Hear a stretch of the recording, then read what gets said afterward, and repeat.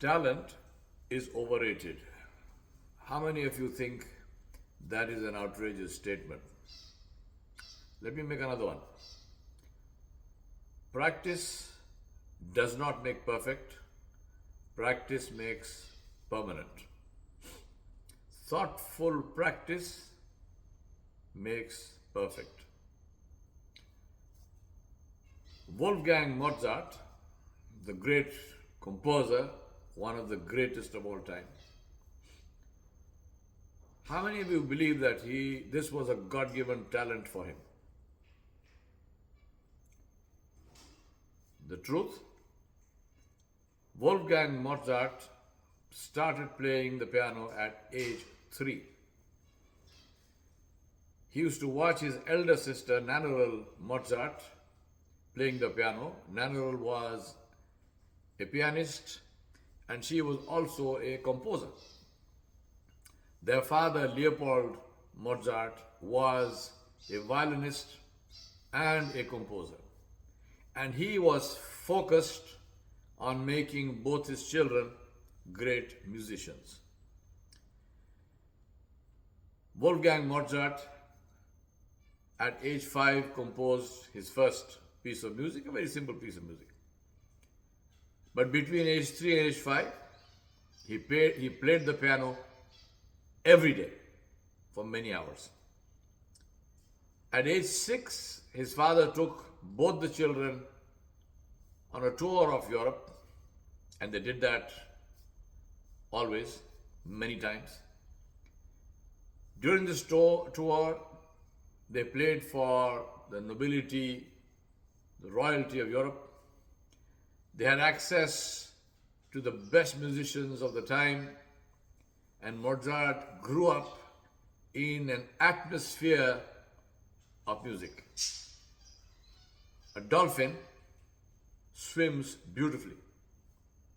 Is that a talent?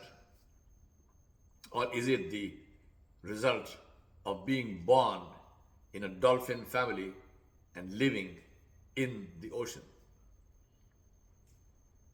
Tiger Woods was born not with a silver spoon in his mouth, but with a golden miniature golf club in his mouth.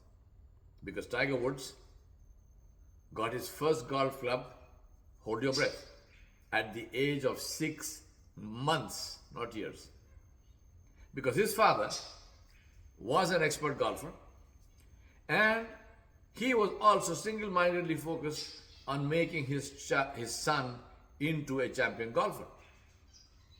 So at age 6 months, he gets his first golf club. At age 3, he goes to the first golf club and tees off on a green. But between 6 months and 3 years, little Tiger Woods is playing golf every single day of his life. How many swings did he take? How many mulligans did he have to give up? And then from the age of 3, we have what we know. And that's what brings me to this word, thoughtful practice. My first statement, talent is overrated, is the title of a book by Geoff, Colvin, which I strongly recommend that you read. It has a lot of case studies. The 2 I mentioned to you are from that. Thoughtful practice is a term that he uses in that book. Thoughtful practice. Hitting 10 golf balls thoughtfully, meaning with a conscious intent and according to a system. With a conscious intent and according to a system is better than hitting 1,000 golf balls with your mind somewhere else. And with that I want to introduce you to another book by Malcolm Gladwell called Outliers, and to his concept of 10,000 hours. Combining the two, 10,000 hours of thoughtful practice. The difference between somebody who does something for 4,000 hours, for 6,000 hours, for 8,000 hours, and for 10,000 hours, the difference between 8,000 hours and 10,000 hours is exponential. Read that book as well. My submission to you, therefore, is it's never too late to start to do what you really want to achieve in life.